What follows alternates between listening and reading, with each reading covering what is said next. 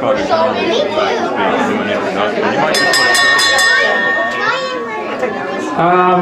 as Father John announced earlier, and as you may have seen in the email, we have a distinguished speaker today, Dr. Scott Kenworthy from the University of Miami in Ohio. I think I've got that right. Miami University. Miami University.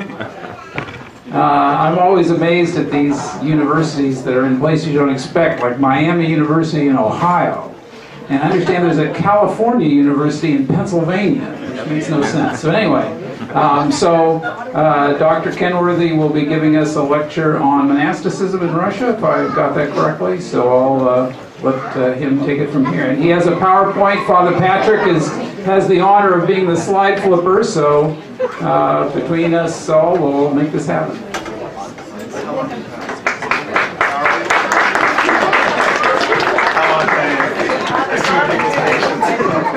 Father John says like here from there.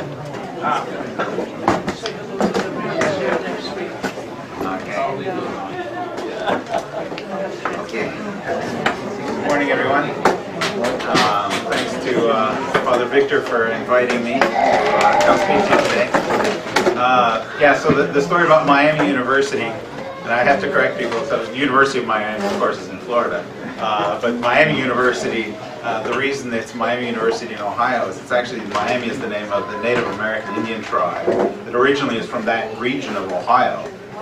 So we have the Miami River, the Miami Valley, and all sorts of Miami place names in southwestern Ohio. And the people who came to Florida were originally from Ohio and brought place names with them from Ohio. So Miami, we have a bumper sticker at the university that Miami was a university when Florida still belonged to the Spanish or something like that. I think it's actually accurate. But okay, so what I'm going to speak to you today is the subject of my book, which was, you see the cover of it here, The Heart of Russia, which is about the Trinity-Sergius Lavra in the modern period, the 19th and 20th centuries. Unfortunately, rather overpriced, as Oxford University priced books tend to be.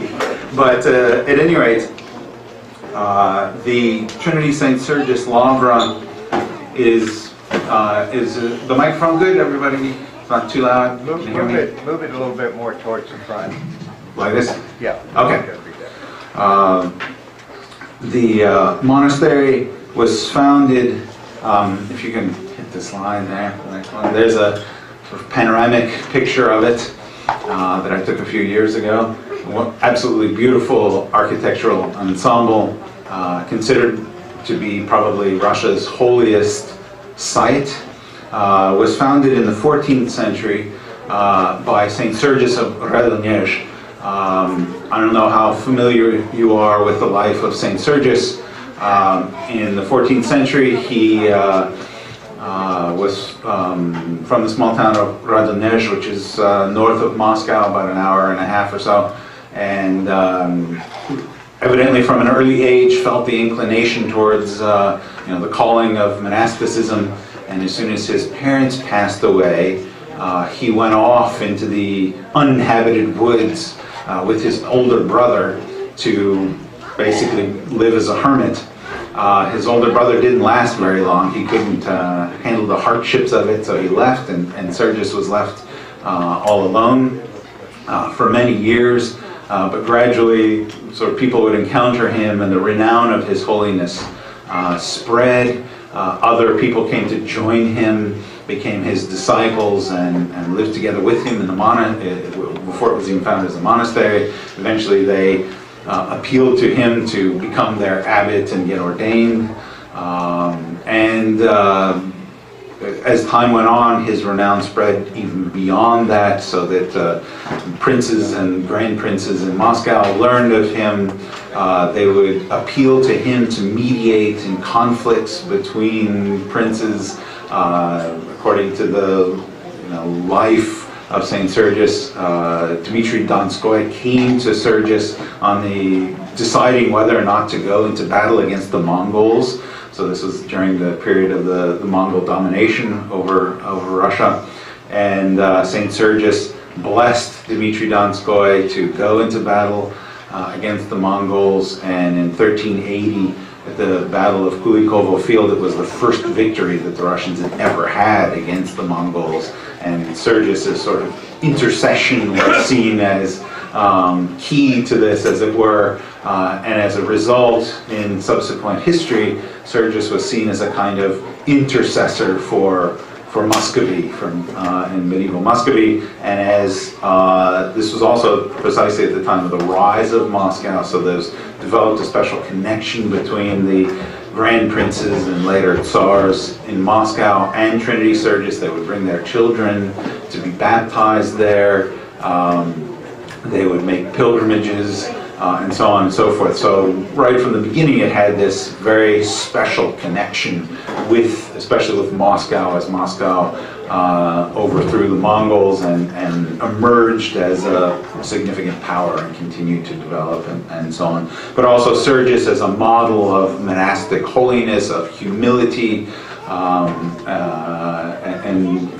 so on and so forth. So for example, there's a scene from the story of his life where some sort of boyar comes to visit him and asks this person he sees wearing a dirty, some dirty clothes working out in the field, "Oh, I'd like to speak to the abbot."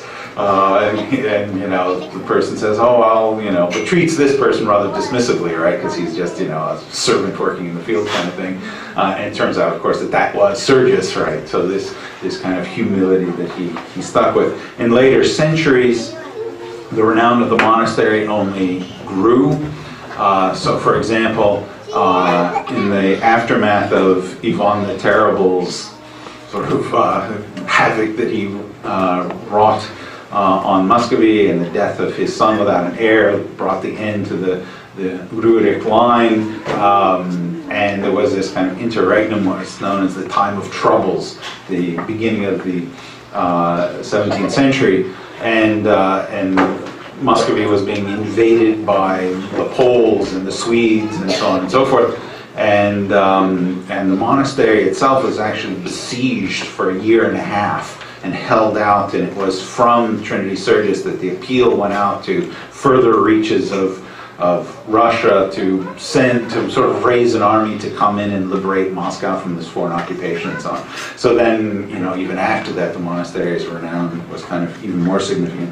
But the 18th century was a very difficult time for monasteries and monasticism in particular. Peter the Great regarded monks as sort of parasites, lazy people who weren't contributing to society, to building up a modern kind of state that he wanted, and his successors followed suit and tried to find ways of curtailing monasticism.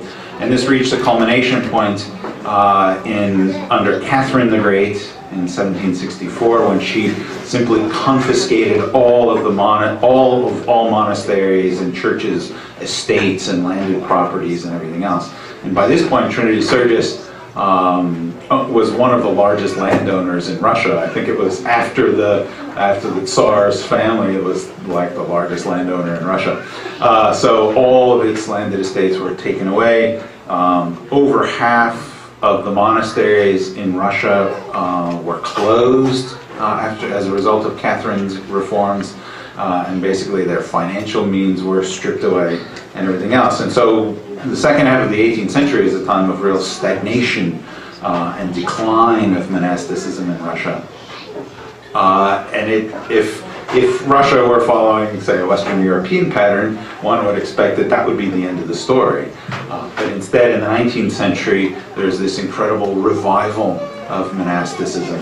It begins at the end of the 18th century, but outside of Russia. So people like Paisi Velichkovsky, who was the translator into Slavonic of the Philip Kalia, has to leave the Russian Empire and go to Mount Athos first, and then he finally settles in Moldavia to revive monasticism. And it's only in the 19th century when especially Nicholas I is more open to this kind of Orthodox expressions that monasticism really begins to take off. So in the beginning of the 19th century, there were some 400 monasteries in the Russian Empire. By the time of the Russian Revolution, there were well over 1,000, estimates vary, but between 1,000 and 1,200 monasteries in the Russian Empire. So it tripled. And the number of monks and nuns and novices even more spectacularly it rose from about 10,000 at the beginning of the 19th century to over 100,000 by the time of the Revolution. So it's an incredible explosion of monasticism. And of course, maybe we know of this from various, maybe we know something about St. Seraphim of Sarov as an expression of this, or the Optina Hermitage. If you've read Brothers Karamazov, the Elder Zosima is a kind of figure that expresses this phenomenon. So when I began my work, I was interested in this broad phenomenon, this revival of monasticism in 19th century Russia, but I approached it by looking specifically at the Trinity-Sergius Lavra as a kind of case study of this remarkable phenomenon.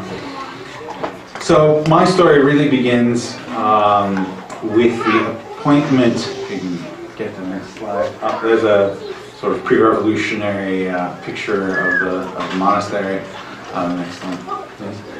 My story really begins with the appointment of two individuals. One is Metropolitan Filaret Drozdov of Moscow, who was Metropolitan of Moscow between 1821 and 1867, and Archimandrit Antony Medvedev, who was in Russian is called the namestnik of the Lavra. So the way the Lavra worked is that its abbot was officially the Metropolitan of Moscow, but of course the Metropolitan of Moscow lived in Moscow and had a very busy life, so he couldn't run the monastery on a day-to-day basis, so he appointed somebody who was de facto abbot of the monastery. In Russian it's called the namestnik. And so that person was Antony. And the two of them grew very close. Filaret ultimately chose Antony as his confessor. He would go to him for confession. He would consult him on affairs. He would send Antony drafts of his sermons. He would consult him on major church affairs. But also Filaret was unusual in that he was very involved and concerned about the fate of the monastery, unlike other metropolitans of Moscow who sort of appointed somebody and then didn't really care, weren't that involved. He was very actively involved. So the letters, only that Filaret and Antony exchanged, we only have Filaret's letters. Antony's didn't survive, but when they published them in the 19th century, it was 4 volumes of almost 2,000 pages just of the letters that Filaret wrote to Antony during this time period, and that was obviously an important source for my research. So what did the two of them do together? I think it's best summed up by something Filaret wrote when he was putting Antony forward for an award in 1863. So he said that in that time the number of monks had more than doubled. The increase in the brotherhood demanded greater means for their support. So Antony he strengthened the material means, as he put it, of the maintenance of the Lavra and the support of the brothers. And, quote, under his care were founded, and by his care are maintained in the Lavra, a populous school for children of the common people, of whom more than 180 enjoy the support of the Lavra, a school of iconography which has demonstrated significant success. Apart from the usual hospital in the monastery for elderly brothers, 2 hospitals have been built and receive support in the Lavra. Inside the Lavra there's a hospital for men, that is for common people and for pilgrims, and outside the Lavra and the home for the poor, a women's hospital for the poor and for visitors. Under the leadership of Archimandrit Antony, a significant number of monastics formed, some of whom have become abbots of monasteries in various dioceses, and others have become missionaries to the Far East. So this just gives you a sense of the things that the two of them did together, and many of the initiatives that were taken by Antony. So this, one of the things they needed to do was revive the economy, since everything had been stripped away by by Catherine the Great's reforms. If you can give us the next slide. This shows the entryway of the monastery in the 19th century, or the turn of the century. And one of the ways the monastery made money was that they just basically rented out these shops, and the next slide too, along the monastery wall and so on. So that was a major source of income. But the single most significant source of income for the monastery in the 19th century, when it developed this rather large economy that supported hundreds of people, was the sale of candles. Right? The smallest thing, it cost only a few kopecks. But it outstripped every other source of income, which gives you a sense of the scale of pilgrimage to the monastery in the 19th century, which was also something that I looked at. So in addition to this, that note mentions these various philanthropic or charitable institutions that they founded. So they were engaged in hospitals, schools, this institution, the Home for the Poor, that they established outside the monastery for women. So it had a hostel for pilgrims, so poor pilgrims could come and stay basically free of charge for 3 nights.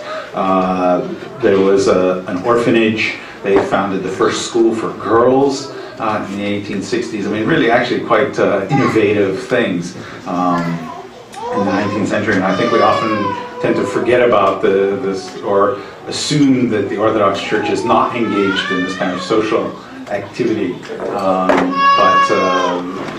but that's not the case. But at the same time, we often also think that there's a sort of tension or conflict between social engagement, let's say, and assisting the poor, and contemplative withdrawal.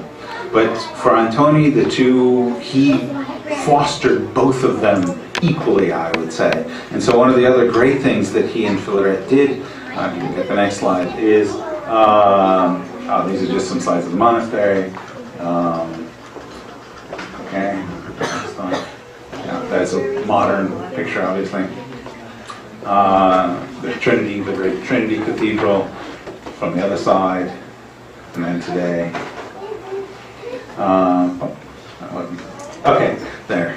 So in the 1840s, they established what was known as the Gethsemane Skete, or Gethsemansky Skete.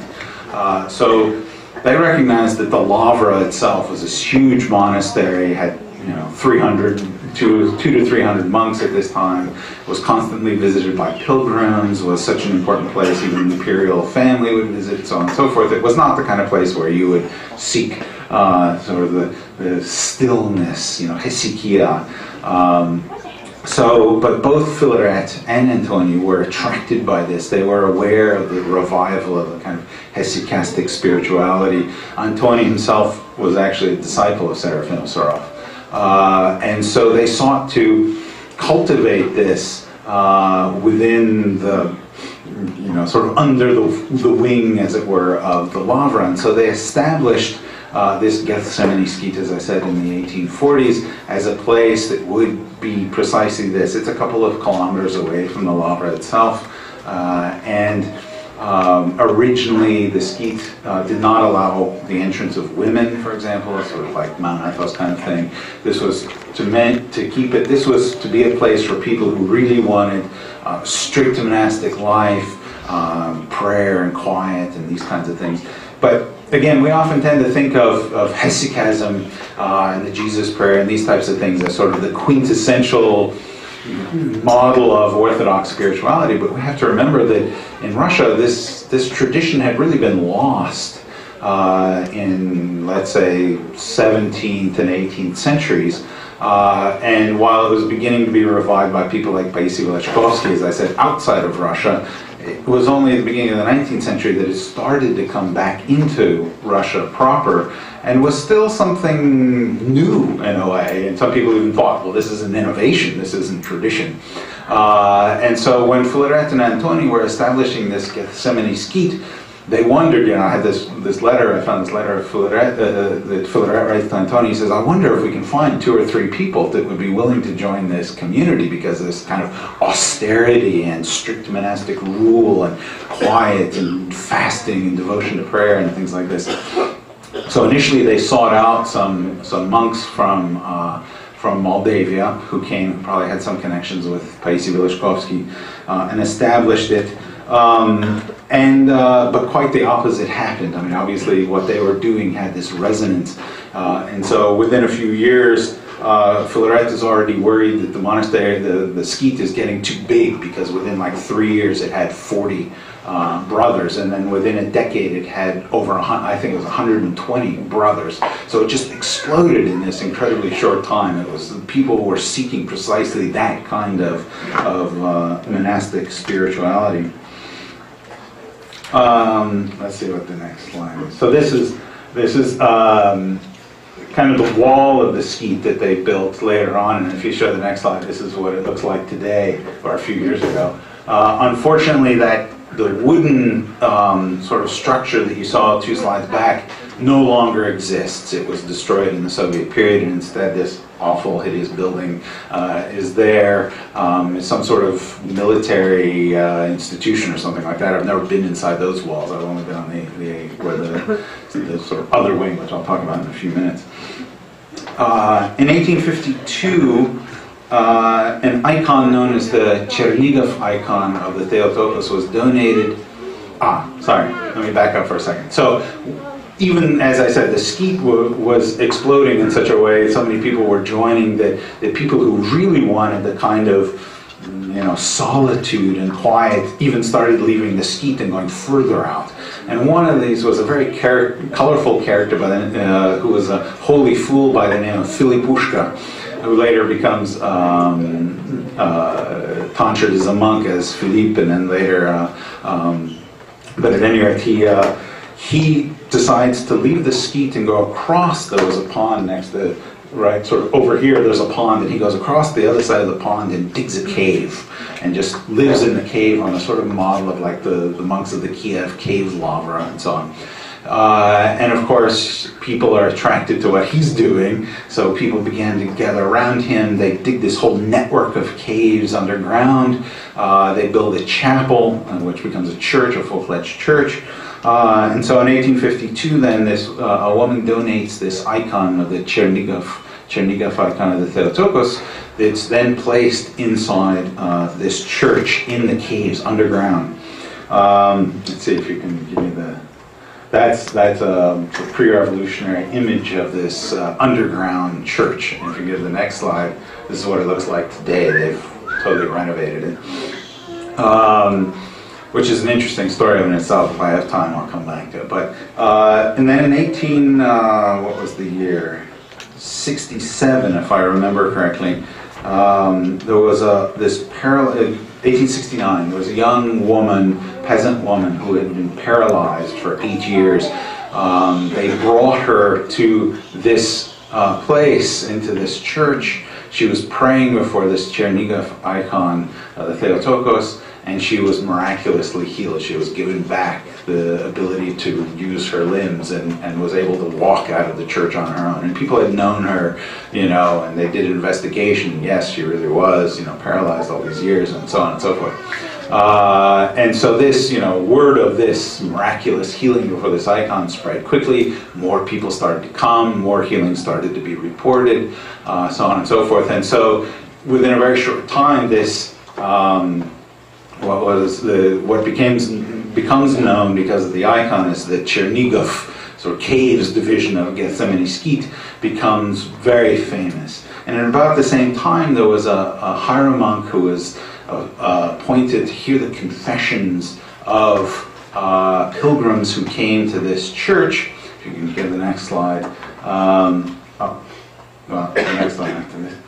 I'll come back to this in a minute if we have time. It was hieromonk Varnava. And so hieromonk Varnava, the fame about him as this exceptional confessor, and ultimately as a starets, as an elder, somebody who just was able to perceive exactly what your spiritual struggle was and tell you exactly the right thing to do or what have you. Somebody who could see into your soul, as it were. Fame about him spread rapidly, and so especially in the 1870s onward, this kind of double connection of the miracle working icon and this remarkable elder spreads very widely. So he was, as famous, let's say, in the 19th century, not as famous as John of Kronstadt and not as famous as the Optina elders, but after that, let's say, in the Moscow region, he was extremely well-known figure. So, for example, the emigre novelist Ivan Shmelyov had visited him. Said his family, he talks about in this kind of remembrance that anytime anybody had something important to decide in their lives, they would go see the Batushka Varnava. And he has his own experience that Varnava touched him in this really unique way, and so on and so forth. By in the latter part of the 19th century, there developed this pattern where most of the pilgrims who would come to the Lavra itself, and of course the relics of St. Sergius, were the main draw to the monastery to come to venerate, still considered to be one of Russia's greatest saints, but they would equally come, most of them would, sort of part of the tour, as it were, would be also to visit the caves, monastery, to pray before the Chernihiv icon, to go to confession with Starets Varnava. And so the skeet becomes, in many ways, almost as important of a spot of visit as the Lavra itself. You can give the next slides. So this is on top of the caves, then they build basically a whole sort of division of the skeet with this massive stone church at the end of the 19th century. This fortunately still exists. If you give the next slide, that's what it looks like a few years ago. Filipushka, to come back to that part of the story, ultimately was, too many people began to live with him in the cave, so he decides to leave. He founds yet another place, and then ultimately the seeds are planted for the last kind of great community that develops only at the very end of the 19th century and beginning of the 20th century, which is called the Smolensk Zosimovo Pustin, or Hermitage. So you give the next. That's also the Chernihiv caves. That's right on top of the caves. That's the bell tower there. A few years ago, what it still looks like. So this is the hermitage. And there were two remarkable figures connected with the Zosimova Hermitage. If you get the next slide, was Igumen Gereman here on the left, and Starets Alexis Solovyov on the right. So Gereman was unique. He had long been a monk at Gethsemane, was already regarded as an elder himself. It corresponded with Theophan the Recluse and this kind of thing, written about prayer. So he was chosen as the abbot of this new community that was just getting up at the very end of the 19th century. It was kind of unusual in as much as he combined the sort of administrative role of abbot with the spiritual role of the elder. That was fairly unusual at the time. And then a few years later, Alexei, who had been a married priest for a long time, was a deacon actually in Moscow, then for a while was a priest in one of the churches in the Kremlin. But then after his wife had passed away a long time ago, but after his son was finally came of age and got married and got settled with his own life, he decided to become a monk. And within a few years, so Varnava dies in 1906, and many of the people who had been going to Varnava started to go to Alexei, and he then kind of takes on the mantle as becoming probably the most renowned elder in the Moscow region.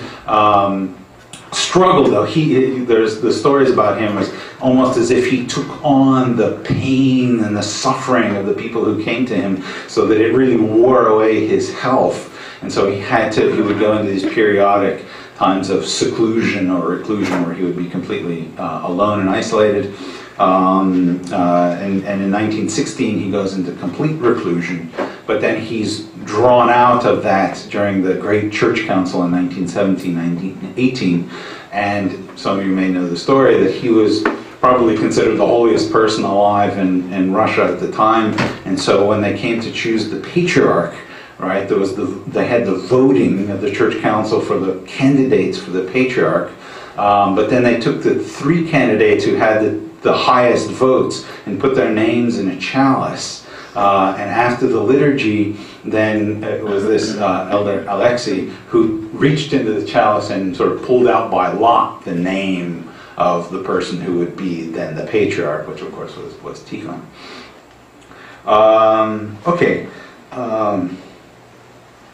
Well, I could go, there's so many other things I could tell. I have to figure out where to go next, but one of the most important things is the monastery, the Lavra, becomes such an incredible site of pilgrimage.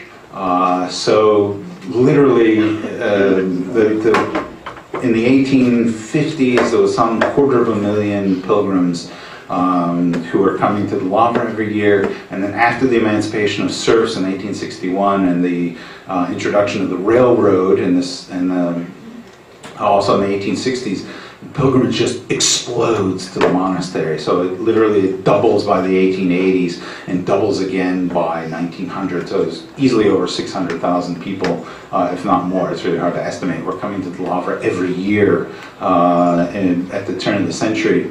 And the monastery itself would offer free lodging and free meals for all poor pilgrims. So you can imagine this was a major work that the monastery was doing. And of course, the draw was the relics of St. Sergius, as well as these other things I talked about. And again, connected with the relics of St. Sergius, there were also many miracle stories that were associated. I collected 60 of them. I found 60 of them in the archives. Some of them, the monastery, where people just wrote in and said, "This is what happened to me." And in some cases where it was really a public, visible thing, like somebody's withered arm was healed or something like that, and there were witnesses, then the monastery would actually investigate. They would interview the doctors that the person had visited before and people that knew the person and everything else. It's very interesting. In the 19th century, there was no conflict between faith and science or faith and medicine in Russia. It was sort of natural that they would talk to the doctors and the doctors would give them testimony, and this was just part of the process. Okay, so maybe we have this image of somehow late imperial or pre-revolutionary Russian Orthodoxy as stagnant, or the church is just completely subordinated to the state, or whatever these negative images that we've inherited.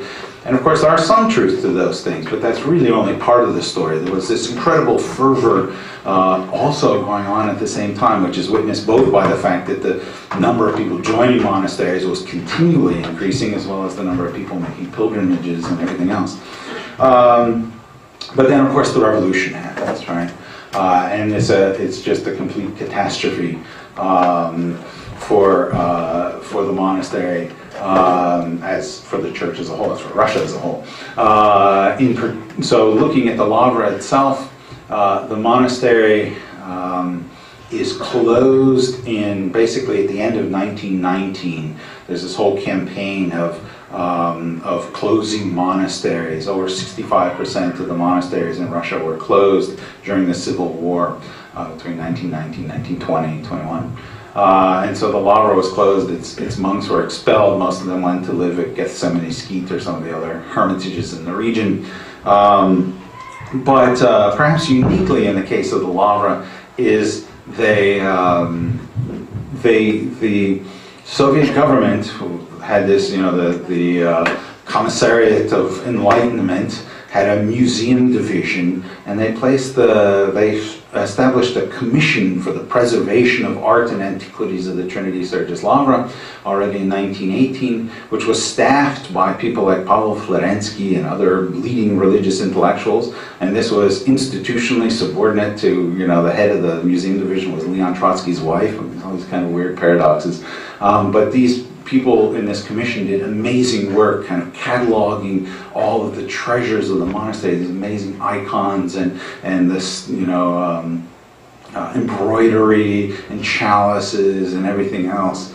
And so there was this kind of struggle in 1919, 1920, but finally in April 1920, they issue a decree transforming the Trinity-Sergius Lavra into a museum that was signed and edited, evidently personally, by Lenin, but even Florensky had his input on that too. So, you know, again, this kind of paradoxes. So obviously the monastery was closed, which was a huge loss to the church, but on the other hand, they made this very explicit effort to preserve it as a historical monument and preserve the architecture and the treasures of art and everything else. And so it was far from the worst possible outcome that could have happened at that point. I mean, there were a lot of monasteries that were just simply robbed and destroyed and turned into prisons and, you know, all kinds of other horrible things. So most of the monks, let's see what the next slide is here. I didn't get a chance to talk about him, but okay. Oh, there's the relic, the sort of Iraqi reliquary of St. Sergius's relics that people would visit, of course, in the 19th century. All right, there's Florensky. There's a famous painting of Florensky with Bulgakov, and then later, after his arrest in the Gulag with Cathedral, who was another fellow in this commission. He, paradoxically enough, had never been arrested, but then during the Great Terror of 1937, all of the former monks were systematically arrested. So in November 1937, you see this is a picture from the 20s with Starets Alexei. Well, Alexei died in 1928, so this is from the late 20s. And then this is actually the photograph after they arrested Krani. This is sort of his mugshot from the NKVD. I was able, you know, you could do these things in the 90s. I had a friend who had connections, and I slipped him $100, and somebody gave me Xerox, basically the whole file from the KGB archive about the arrest of Kranid. And his, you know, there was about a dozen people who were arrested together. They were interrogated. And of course, you know, all of Kranid and 10 others were executed in December 1937 at Butova. But at least according to this file, and we don't always know how to trust these interrogations, but I'll read you a few passages of what Kranid answered, and they seem plausible, and they actually have his signature on it. So the interrogator asks him, "What is your relationship to the Soviet regime?" And he answers, "By conviction, I am a monarchist, a follower of the true Orthodox Church, and the existing Soviet regime I recognize as a believer, as sent to the people as a trial of its faith in divine providence." Question: From your testimony, it is evident that you continue to lead the monks of the former Lavra, and therefore we demand truthful testimony. So this was the major charge against him, was that he de facto remained as an abbot, and the other monks in the region continued to recognize him as such, and therefore he was the head of an illegal monastery, or a secret monastery, which is an illegal and therefore counter-revolutionary organization. So he answers, you know, the monks visited me, but I exercise no leadership over them. And then they question, you are accused of being a participant in a counter-revolutionary grouping of tserakovniki, you know, sort of church activists, let's say. And we demand that you give truthful testimony of your counter-revolutionary activities. And he says, I repeat that by conviction I am a monarchist even now, and the monks of the former monastery were cultivated in the same spirit by me, who are still followers of the true Orthodox Church. I confirm that the monks of the former Lavra periodically visited me in Zagorsk, but I do not admit to being a part of a counter-revolutionary group. And then they demand that he name the accomplices of his counter-revolutionary group, and he says, well, these were the monks that I knew who visited me, but you know, there was no counter-revolutionary group. And then they want to know even broader the sort of lay people who had visited him. He says, well, I can't remember, you know, I'm old, this kind of thing. And so it's really an incredible document, you know, the testimony. So they were executed in 1937, as I said. Let's see if we have the next pictures. Oh, no, I forgot the pictures of Butova, sorry. But you probably all know about Butova as the site of the reconciliation between Rokor and the Moscow Patriarchate. they were accused of this counter-revolutionary organization of the so-called secret monastery, and also of anti-Soviet agitation because they ostensibly spoke among one another about the closure of churches and persecution of clergy in the Soviet Union. So this was also, part of the crime that got them the death penalty. Historians have studied the terror a great deal, but somehow have completely overlooked the fact that the church was explicitly one of the major targets. And of the 20,000 people who were executed at Butava alone, this one place where they would just shoot people massively and bury them in mass graves, over 1,000 have already been identified as Orthodox clergy and believers. So 120 of every person was specific for that reason was executed in the terror. Okay, so the Lavra then was closed for about a quarter of a century, but was one institution, the one monastery in the Russian Federation proper that Stalin agreed to reopen during World War II. So this kind of complete, massive change of policy towards the church during World War II. So the Lavra is reopened in 1946. And I won't go into the details, but the post-war history is also very interesting. Between 1946 and 1948 at least, they were given an incredible amount of freedom to really establish kind of authentic church life in the Lavra. If you read the sermons of one Archimandrite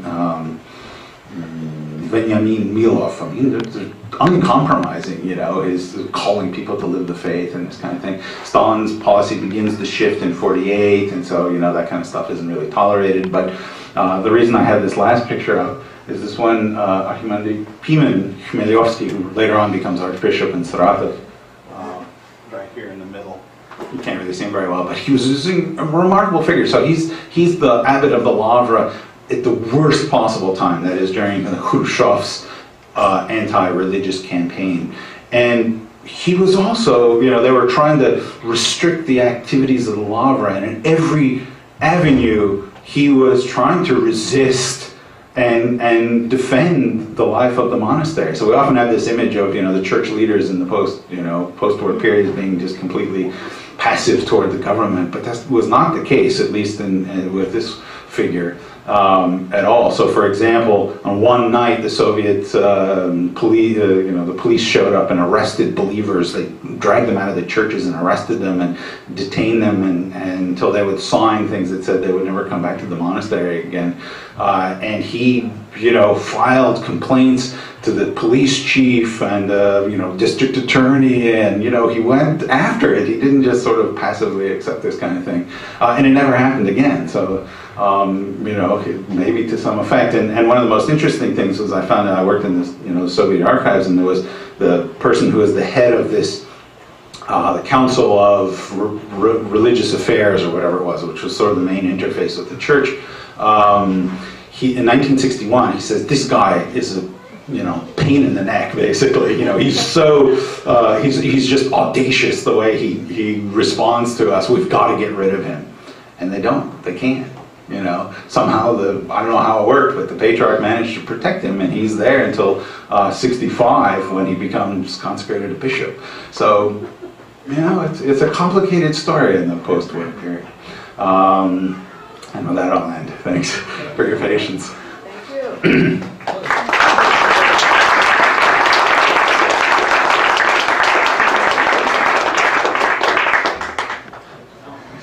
Question. I was wondering if you could tell us a little bit about the monastery as it exists today and its, its relationship with the Russian people and the surrounding community. Mm-hmm. Well, it's still, I would say within Russia itself, probably the major kind of pilgrimage destination, or sort of still regarded as the holiest monastery and things like that. And anytime you go, there's always hordes and hordes of pilgrims. But the thing about the sort of situation today is that there's pilgrimage and tourism, and they kind of mix, and you can't always tell who's a pilgrim and who's a tourist, except for, by the way, they dress. You can often tell then. But, you know, so the monastery is constantly filled with visitors and so on. It obviously has this face of this, one of the most important institutions of the church, which probably, like in the 19th century, makes it a place that you don't necessarily want to go to if you want to pursue hesychia, right? The kind of stillness and quietness. But it's, you know, it's a place of beautiful liturgies and all those kinds of things. It's there. It's still a place where important events take place in the church.